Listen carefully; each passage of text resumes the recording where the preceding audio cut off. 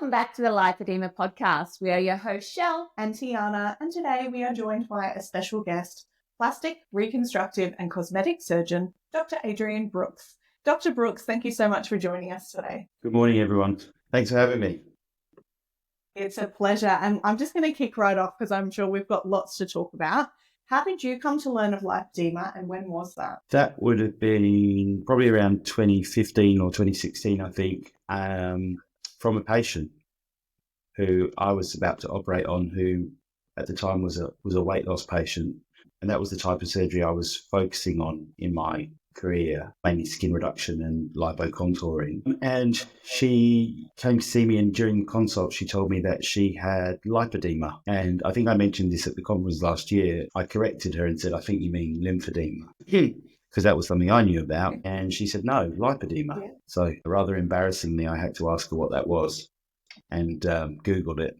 And that was the start of some curiosity into a condition that, why hadn't I heard of this? It seems to be real. And once you see lipoedema, you tend to see it in a lot of places. It's one of those things that you can't unsee. Yeah, very distinctive. And when it becomes so obvious that it's hiding in plain sight almost, you kind of get a bit frustrated with the system as to why you don't know about these things, because it affects so many people and it has its own very unique set of challenges when undergoing that sort of treatment. And it was quite a steep learning curve from her case onwards. Yeah, that's brilliant. Can I just diverge from our question list and talk about what the challenges are for someone with lipoedema coming to you for liposuction, skin excision, compared to someone with just, lifestyle fat coming to you for the same sort of process?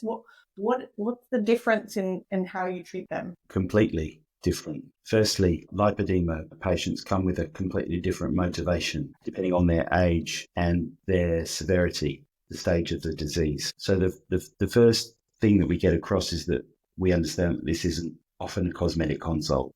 It's a functional consult. We're there to discuss what has driven the patient, whoever's come in, to be sitting in front of us at that stage. What is exactly that they want to get out of having something done? Is it to alleviate pain? Is it to slow down the progression of the disease or to reset the disease? Is it to look better when they're dressed? Is it for them to look better when they're undressed, which are very different propositions? Yeah. And which areas bother them the most? What is the distribution of the disease? How widespread is it? Because obviously, as you know, it can be quite focal, it can be quite localized, it can be very generalized. And what is their overall state of health, fitness, muscle development, and what is the distribution of the fat? In other words, how much can we address in one go if we're going to address that? And what will the consequences of that liposuction be? We have a lot of consultation time when talking and comparing the system in Australia versus the system overseas, where lipoedema is recognised and people can treat lipoedema patients using the public funds. And I visited places where they can treat lipoedema publicly. And unfortunately, from a financial constraints side of things, we will never be able to treat people in that way until it potentially becomes recognised. And the reason for that is that overseas, they're able to do multiple small procedures, removing 3-5 kilos at a time or litres of lipoedema fat. So they'll treat calves as one entity, they'll treat thighs, anterior thighs as one entity, posterior thighs as one entity, all in subsequent aliquots, maybe 2-4 weeks apart, and then wait 6 months and start the whole process again.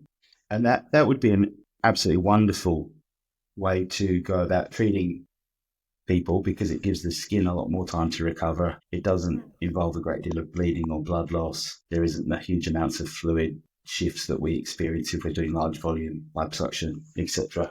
But unfortunately, from a financial perspective, that blows just about 95% of people out of seeking treatment, because every time one enters a hospital and enters a hospital theatre, and you bring out your BodyJet liposuction machine, the hospital charges. Right. And each time they're charging for all of the equipment that needs to be disposed of at the end of that procedure, whether you've done liposuction for 1 hour, or 5 hours, it's the same amount of equipment. So if I want to break a patient's treatment into 5 liposuction stages, then that's going to elicit 5 separate disposable bills. Extraordinary amount of Whereas if I do it all in one go, they're only charged for the equipment once, but they still pay for the time. So that equipment cost is not insignificant. It's sort of probably $3,000 to $4,000 per time. Cool. And so when faced with a lipedema patient,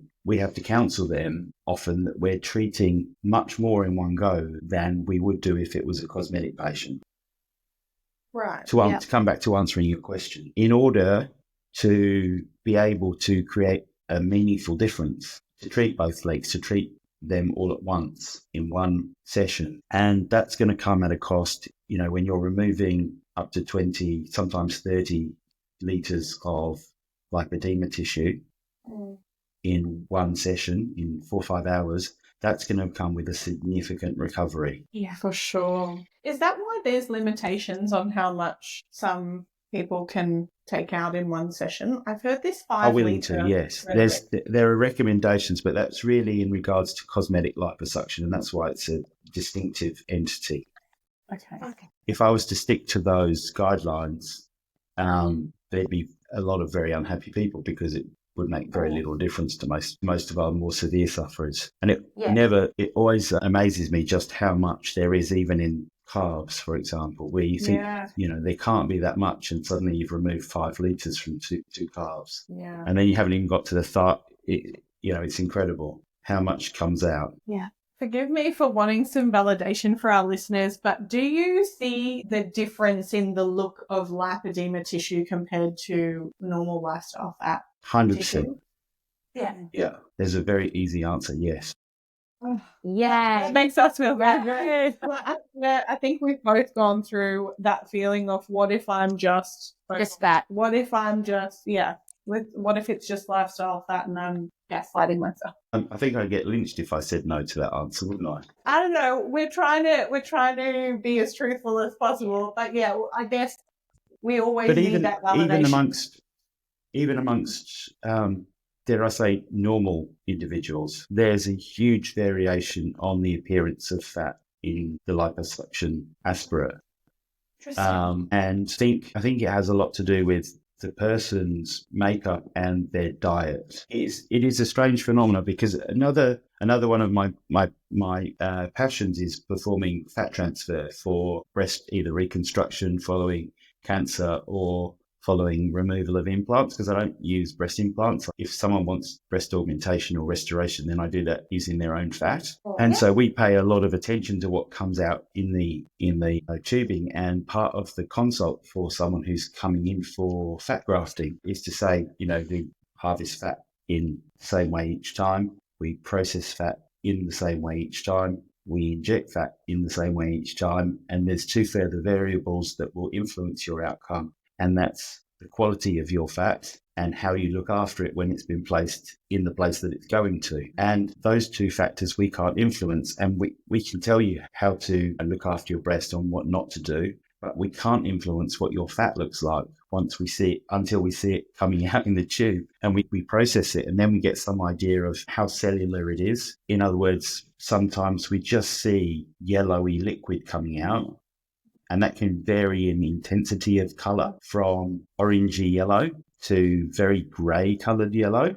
And the lipedema fat tends to be quite liquidy, as you'd expect, because of the fact that there's often a fluid component to the disease. And you don't see distinct cells, that they tend to just come out as an amalgam of fluid and colour. You don't see good structure in that fat, which I think is pretty obvious when you think about it. Yeah. In people who are going to get really good results with fat grafting, you see this bright orange colour fat. You can see distinct fat cells coming out, and the analogy is almost like the difference between an organically fed free-range hen's egg and the yolk that comes out of that when you crack it and it's beautiful versus a caged hen that has a very thin shell, and it just ruptures and spreads across the pan when you crack it, and it's this insipid yellowy colour. And that's the difference in quality of fat that we see from person to person. And the lipedema fat tends to be more at the other end of the spectrum. Yeah. So it's very interesting. And yes is the answer. There is a distinct difference in fat between girls with lipedema and non-lipedema fat. I love that. Can I just step back? So you said that you learned about lipedema from a patient, and now I heard you say that you went overseas. So did you go on like a fact-finding mission to find out more? Like, how did you come up with how to treat these women?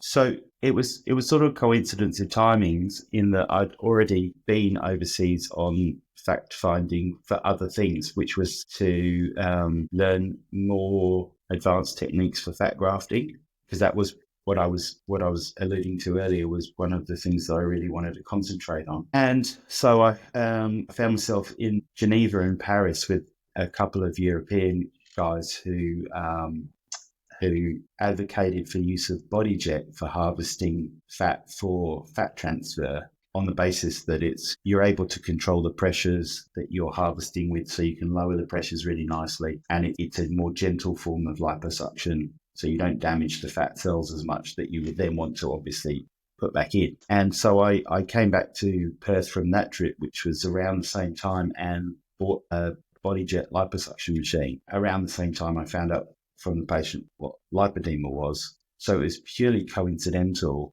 that I had the right machine to treat lipedema. And so as soon as you start reading into that, you say, well, that was lucky.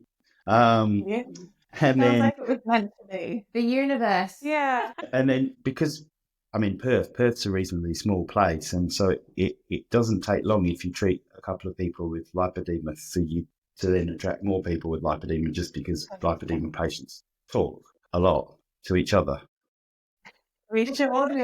And so then I've got a duty of care to obviously try and justify that and to learn more about it. So yeah, I did want to see what happened overseas in terms of how patients were treated, how they were recovered, and how that differed from what we had evolved as our own treatment.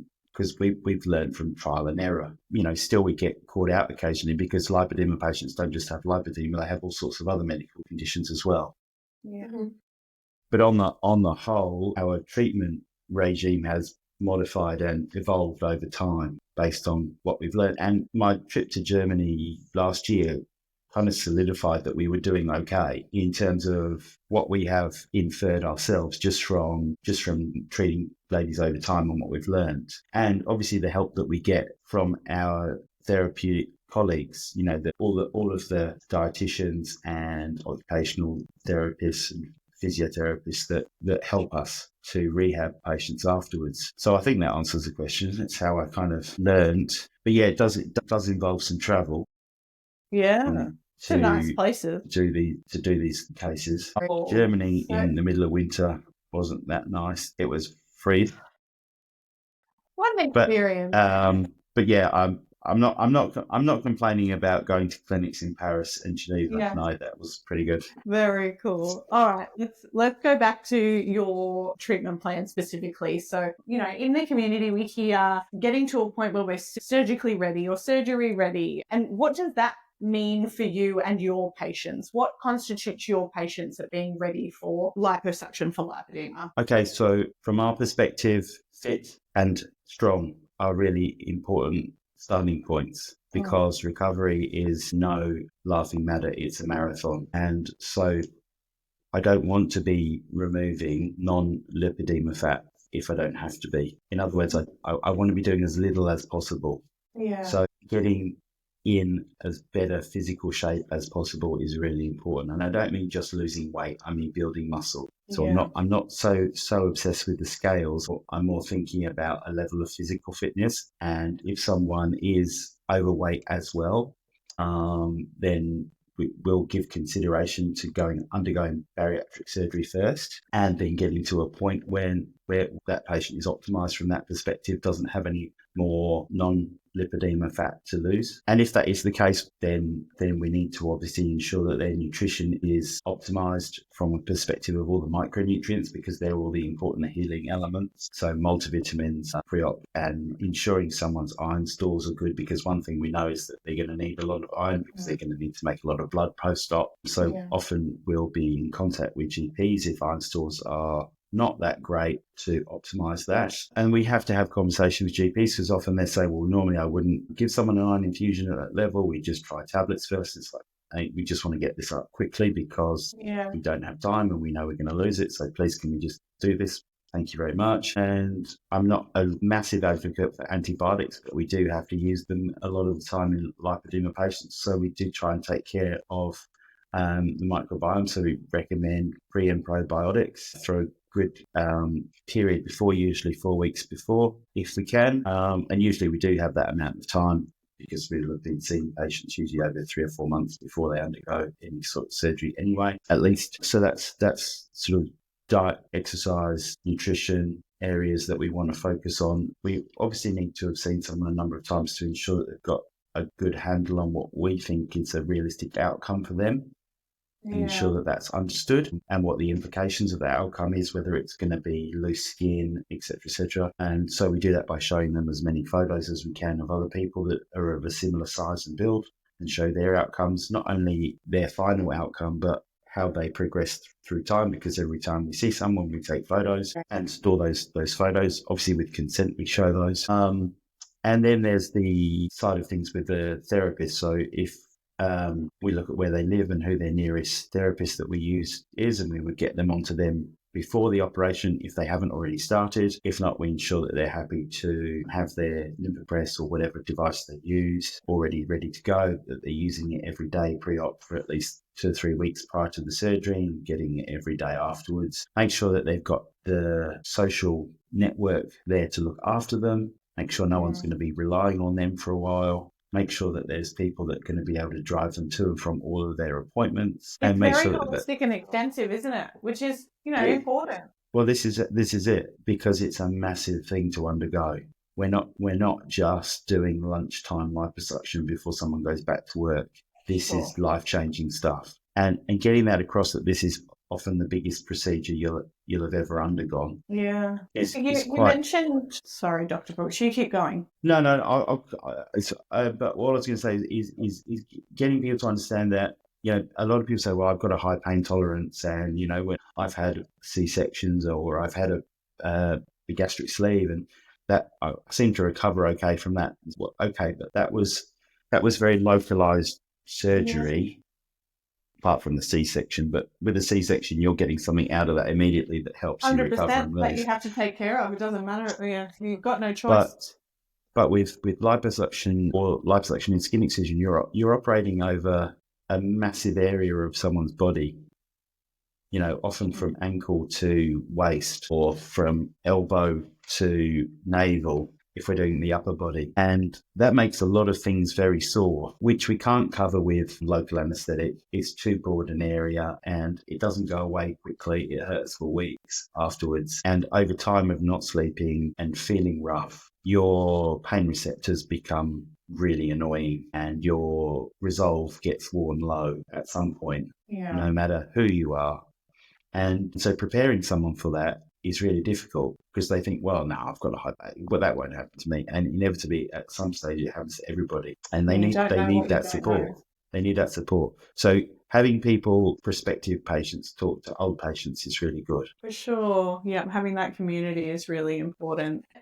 You mentioned upper body is from elbow to, navel. Or wrist. Yeah. Yeah, I'm just wondering, because some surgeons don't touch the forearms in, the liposuction. Is that something that you look at as well, if they need, you go from wrist? Excellent. Yeah.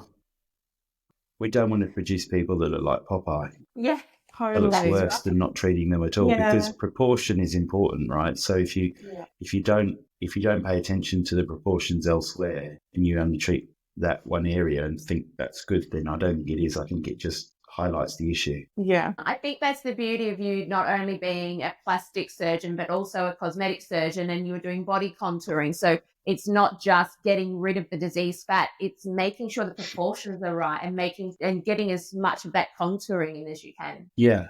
And that's the distinction between when someone comes in and they want to look good dressed or undressed as well, as to whether you're going to then talk skin excision. And skin excision is often, depends on the build age of the patient and how much quantity we're going to be removing, as to whether we do that in a couple of stages. Okay. Yeah. Because if we're going to be doing, do you do it in the surgery or separate it? So using the body jet liposuction, we do that on purpose because it's recommended for lipedema. This is one of your questions, so I'm kind of preempting it, but we use the body jet because it's safer for lymphatic preservation, because obviously we don't want to take those out. I think a misconception people have is that when I do skin excision, I'm removing lymphatic tissue. I'm not. I'm making loose skin by thinning the fat layer under that area of skin, and only then removing the skin. So in traditional body contouring techniques, you would remove a composite of tissue that had skin on the top, fat underneath, and inevitably within that block of fat, you'd be excising veins, lymphatics, and nerves. The beauty of the liposuction technique for doing excision is that in the area that you target for skin excision, you remove all of the fat, but that leaves behind this dense fibrous network that used to have fat within it. It's like a 3D spider's web, but that's where the lymphatics are left. So obviously they're going to be inflamed afterwards because they've been traumatized, but they're still there, and they still will start working again after the case is finished and the inflammation goes away. So it's a lymphatic sparing skin excision. And I do that on my weight loss patients as well as the lipedema patients, because I don't like using drains. And so a lot of the fluid that comes post-op is lymphatic fluid in those patients if you do wedge excisions. So I don't practice wedge excisions at all. It's the same whether it's a lipedema or non-lipedema patient. Because like I said, I don't want to use drains. So you don't have and you don't have the open wounds where it comes out? For liposuction, yes, because we're using water-assisted liposuction, so there's always going to be an amount of fluid left. But I'm talking about if I'm doing skin excision, I won't use a drain bottle. Gotcha. Yeah. Because I try to do lymphatic preserving techniques when I'm doing skin excision, because that's a concern people have, is that we're going to make their lymphedema worse by doing skin excision. That's it. When you see like people getting a tummy tuck and they got this big wedge of tissue and fat and lymph and blood vessels, and it's just thrown on a table. It's like 50% of our lymph is in our stomach, and there it goes. So in abdominoplasty surgery, I don't remove those lymphatics. I use this technique called dual plane abdominoplasty, which isn't very well known. I've tried to present on it actually, but it aims to preserve as much of the lymphatics as possible. That's why it takes a bit longer to do, because it's quite quick to just lift up tissue and cut it out. But to thin it first with liposuction and then only remove the skin takes longer. And I guess there's so many variables, as you were saying before, like that's a big factor in how many surgeries one needs to have on their body, depending on how large the area is and if they need skin excision. Like there's so, and we think about it from like money out of our bank accounts, and we want to get the best bang for our buck. You're looking at not only that, but how safe it is for us, the best cosmetic result for us, the best medical result for us. Like there's so many variables that and the longevity of it. Like, because if you did it not that way, you'd end up with other issues going on. And so then you end up with more cost involved because you've got ongoing health issues. Yeah, for sure. I mean, no one's a winner if you're taking 2 months or 3 months to heal or longer. Those dressings are not cheap, and you can lose any money you would have potentially made to keep your business open in 3 months of dressings. It's incredible. As soon as you put medical onto anything, the cost is ridiculous. But the other problem we find with lipedema patients that's worth mentioning is that lipedema patients seem to be highly sensitive to all sorts of dressings. And having a patient that you can't dress with anything is an absolute nightmare. So we have to we use a specific type of dressing if we're doing skin excision, and so pre-operatively we put that dressing on just an intact piece of skin. to make sure that they don't flare. Yeah. And if they do, then we have a special cream that we can use as a barrier cream. So although the dressing's on, it's not touching. So there's so much that we have to think about with lipedema patients that we don't have to even think about normally with other people. Yeah. It's a distinct entity that carries its own set of problems. When you hear of lipedema people who have been overseas or been to clinics that don't routinely treat lipedema, you often go, well, was it all right? And on the whole, they're fine, but you do worry that a lot of the things that you have to think about haven't been addressed. So being treated by people that understand the problem, I think, is really important. That's something I'm trying to get across. And in doing that, educating our colleagues is really important. So we, as well as talking to lipedema patients, that's like preaching to the converted. We also have to educate plastic surgeons who are coming through. So now, unlike when I was trained, which was a long time ago now, but unlike then where it wasn't known, now it's actually on the curriculum in Western Australia. So I give a tutorial to the trainees every year now. So at least when they get through, they know what they're talking about. And through all the hospital networks, there are GP networks that have education evenings. So they come in and get educated on lipedema, sort of specific problems. So hopefully you won't have too many GPs saying, you just need to exercise and eat less anymore. Fingers crossed. Hopefully that will change the dynamics such that we're seeing a lot more stage 1 girls younger and being able to decelerate their disease so that they don't reach the stage where we're having to do multiple stages. That's my hope anyway, that we can actually prevent rather than try and catch up. So I think even in the time I've been treating people, we're seeing a lot more people a lot sooner than we used to. And they are being referred by GPs who know the word lipedema now. That's good. There is progress. There is progress on that front. It's nice to hear that there is progress. We need more of you. It's so nice to hear that you're talking to your, plastic and reconstructive colleagues, because, we do need access to more of you. Your job is so hard, like not only physically hard for you, but to be, for multiple hours, and it's very physical, and we need more of you to be able to help us, because there's a lot of us and there's a lot of us that want to turn to surgery if that's, viable for them financially. So the more of you, the better, in my opinion. Absolutely. I suppose, you asked me a question about staging. So if I was to give you an example, a recent example of a lady who I've known for years, because she's a nurse that I've known for a long time. And she's also had melanoma in one of her legs. And as a result of that, she said, these are the specific problems that we have to sort of face. She's had all of her lymph nodes resected from her leg and groin on one side, and radiotherapy in her groin. So she's already got lymphedema on one side, worse than the other side. But she's mid-30s, she's got young children, she's very active, plays, I think, hockey and netball. So she does everything right. And she looks like the typical lipedema patient who looks like they've been glued together wrong at the waist, thin at the top, big at the bottom. And it's frustrating for her. And so, when you see her and she's the best part of 100 kilos with a high BMI, automatically she should be a patient that we just say no to. There are just too many risks with her to treat her. But at the same time, if we don't, her disease is already severe at her age, and we know that with progression it's going to affect her mobility even more, to an extent that it's going to destroy her joints soon, and you know where that ends up. So we just have to treat her in the safest but best way we can.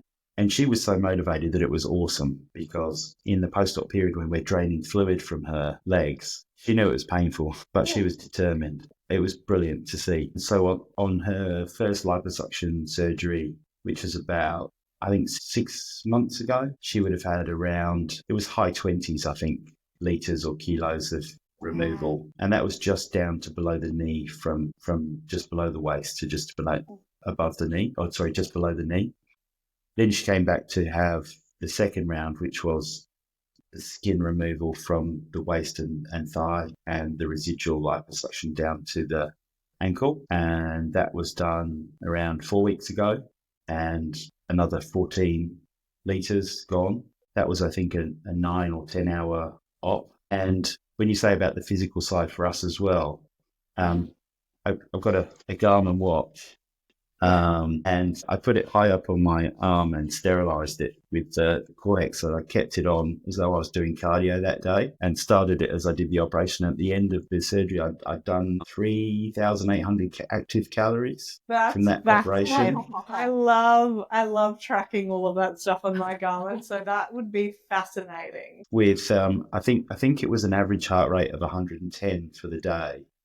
And then, but stupidly, I don't know why, I'd done a 50k bike ride before that. You go through your calories for the day. That was a good day. But yeah, it's physically hard work to do liposuction for that amount of time, and suture, and be in difficult position. You know, you're in an awkward position to suture someone's legs back together. It is, it keeps me young anyway. It keeps me fit. Yeah, you're not wrong. Oh my gosh. So it dictates that how many people we can treat, because obviously I'll just fall apart otherwise. I get all these tennis elbows and all that sort of thing. You can't do it every day, 5 days a week. Yeah, it's a lot. No, you can't. But also, if you go away on, if you have a break and you go away for a few weeks and come back, you notice that, wow, I've lost my match fitness. Yeah, you do have to keep in lipo shape to keep going. But you have to change arms as you're working, so you don't get one massive bicep. Yeah, like tennis players. No. But also you don't. It's not forceful. It's just repetitive. Because the body jet makes it quite smooth. But it's the other hand that does a lot of work, because it's feeling what you're doing. It's not the liposuction arm that's doing the work. It's the non-liposuction arm. So yeah, you do change a lot. You're quite ambidextrous. And your forehand and backhand game gets quite good as well. So I think this way and that way. Don't take on any more sports. We need you to be in theatre. No, that's right. We should talk more about the state of private health, I think, at some point too, because that's quite relevant. Great. Let's cover that now, Dr. Brooks. That would be excellent, because I think the community has a very big misconception when we're going to a surgeon like yourself, that it's just dollars being thrown for you, but there's that'd be lovely. About the variables. Yes, totally. Yeah, let's talk about it. Okay. Well, from a personal perspective, we run a practice, and we employ 2.5 full-time nurses who are on call 24/7 for our patients, who visit our patients at home, at hospital, and if there's any issue, day or night, they are able to come in and see those people, and that comes at a significant cost, but it also gives us peace of mind to look after high-risk patients, that we don't then have to leave them until the next week, or have them just turning up to emergency departments, that they can come where people don't know what they're looking at, or what the procedures are that they've had, that they can come directly to us. That comes at a significant cost. The dressings that we have to use are extremely expensive to cover someone's recovery. The time that patients spend with us is exhaustive, in that dressing someone who's had 3 meters of incision takes a couple of hours per visit over weeks, and that's a lot of dressing material. So all of that has to be taken into consideration when determining price. It's not just the fact that people want to work it out on an hourly basis, like that's what we get paid per hour, but that's the only time we receive income to the business. But the treatment goes on inevitably until healing happens. Yeah. And that can be quite a long time. Okay. So that has to be borne in mind. It's not about profit. It's about covering loss a lot of the time. The BodyJet liposuction machines, of which I've bought 3 and have access to 5, because hospitals don't want to buy equipment. Of course. 100,000. They have to maintain it. I have to maintain them. I have to service them. I have to insure them. So although they're within the hospital, they're my machines, because they're specific to me and the work I do. They don't want to pay for them. So I've bought 3 of those machines at 100,000 each, plus ongoing costs. Is the trips to learn about lipedema, that they're not particularly cheap.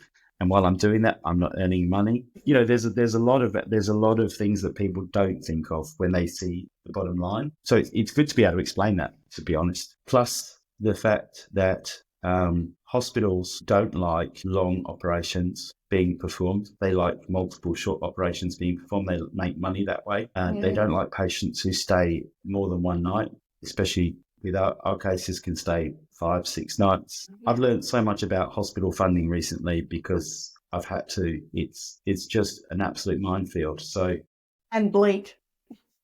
It's probably the same all over Australia, but each hospital in each state has its own negotiation with each private insurer as to what the remuneration is for each procedure. And so for some hospitals, a certain procedure or a certain insurer is a good thing. They've negotiated well. In other hospitals, that insurer or that procedure is a bad thing. And until you've gone through each procedure with each hospital, you don't know whether the procedures you're bringing in are good or bad. Often you'll find out because the hospital will suddenly want to cut your operating lists. And it's only when you explore that you find out that what you thought you were bringing into the hospital has actually been costing the hospital. Okay. So just some examples, just sobering examples. I can do an all-day operation in the theatre, and the private health rebate to the hospital for that will be in the realm of $1,000 to $2,000 for all day, which covers the all-day theatre cost,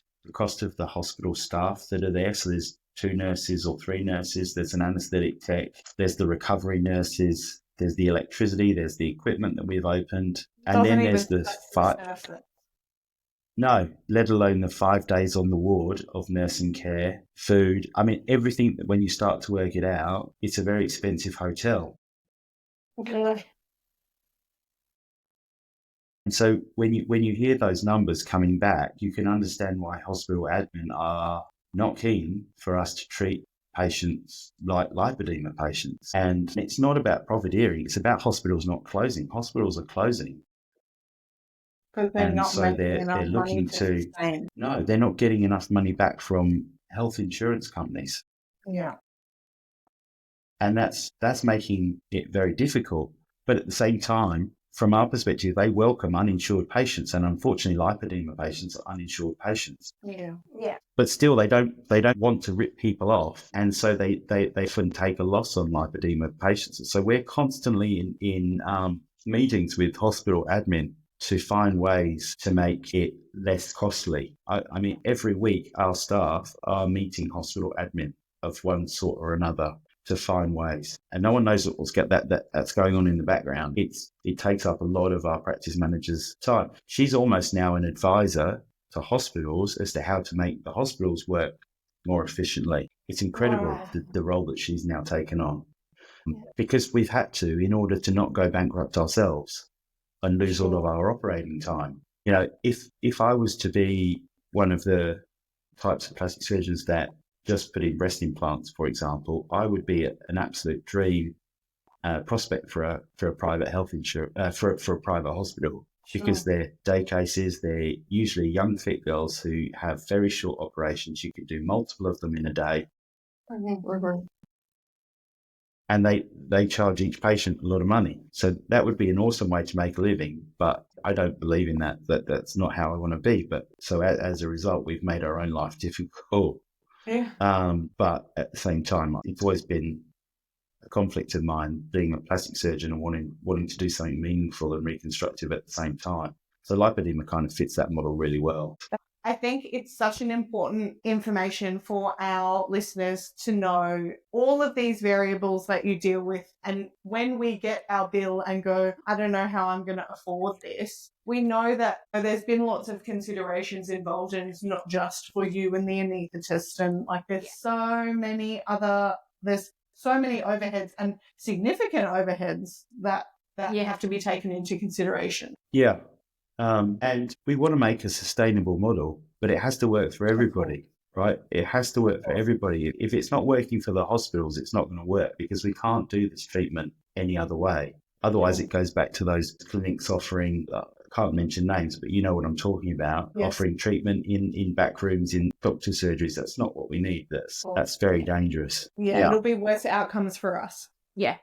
So at the moment, it's incredibly expensive for us, but it is incredibly expensive for you and for the hospital to take us as patients. And the more education we are all receiving and the community is receiving about lipedema, the best place will be to make some sort of change eventually. In the long run.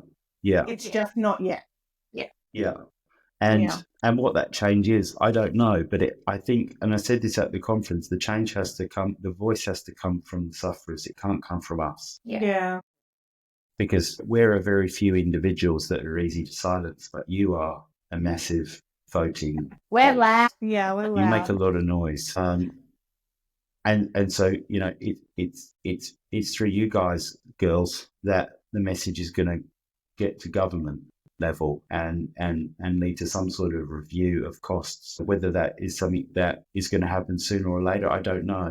I suppose it all depends on when the next pandemic comes in, or if there is another one, and how much that takes the front line for a while. But it's certainly a worthwhile cause in what we see as an improvement in people's pain, function, mobility. It's so good to see at the end of someone's treatment how much different they are to the person that came in to start with. It's so heartening. It makes it all worthwhile. That's nice. Yeah, for us as well. Yeah, enhancing that quality of life. Yeah. Yeah, it's a partnership. It's a contract. In order for you to have treatment with me, you need to trust me, and vice versa, because there's you've got to look after yourselves and do all the things that we want you to post-op to recover. So it's awesome. When we come back and do the second surgery or the third surgery, if there are the need for that, then it's easy because we've done the first one, and the first one's often the worst. Yeah. So the consultation process is a lot quicker, if you know what I mean. We've already got that bond, that relationship. It's easy to maintain. Yeah. And people know what they're going to expect when it comes to further surgeries. Yeah, and they're in the habit of looking after themselves, you know. Yeah.